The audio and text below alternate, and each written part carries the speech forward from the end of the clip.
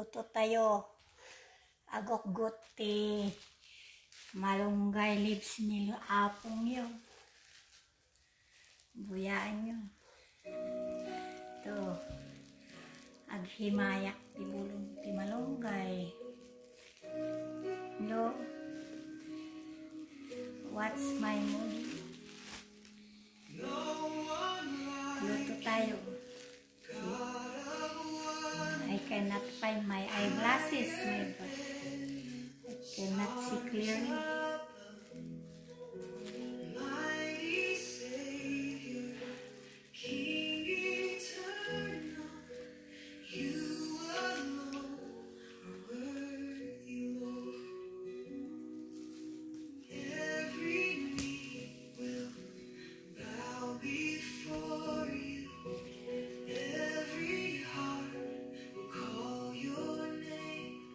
You will you switch on the light, Chloe?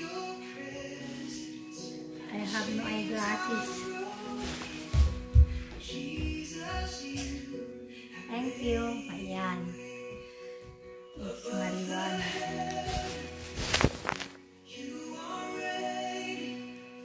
Himay tayo ng malunggay.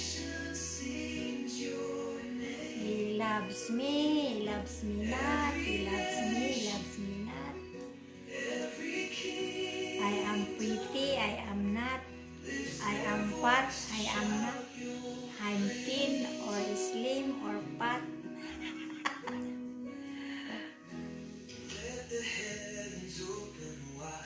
Focus, focus. Puro lang sila, Lola.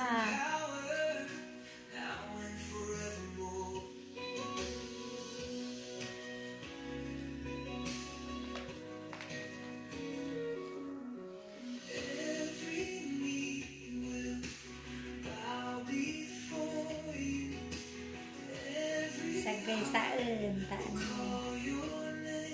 Mayat.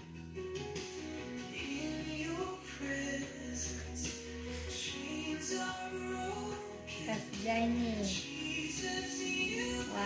2, 3, 1, 2, 3, 1, 2. Come, Chloe, we will remove the bridge.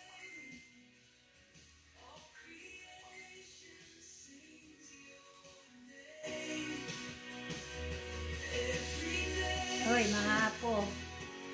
Habang naghihimay ako, pakinggan nyo, rola nyo ah. Matagal tayong hindi nag-usap sa channel ko ah. Mag-live tayo, mag-update paminsan-minsan. Natandaan nyo pa ba yung mga sinasabi ko? Na upload nyo yung Bible sa cellphone nyo para dala-dala nyo kahit saan kayo pumunta. Oh, baka may English speaking na po ko dyan.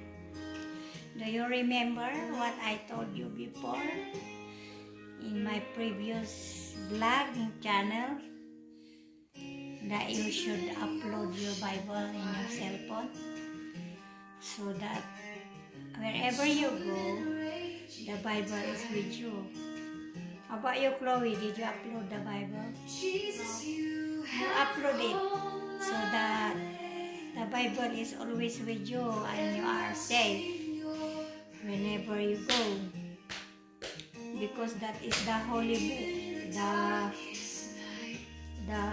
That word of God is the God itself. That's holy book. It's protect you. And if you are on a long line or something, you can open your cell phone and read it. While you are waiting, you are killing time, you have the Bible with you. Did you know that a person who always read Bible will become a good person? Because it teaches you the Bible. You can read everything there. you will learn very good lesson, and you are afraid to do bad things because Jesus always teach you.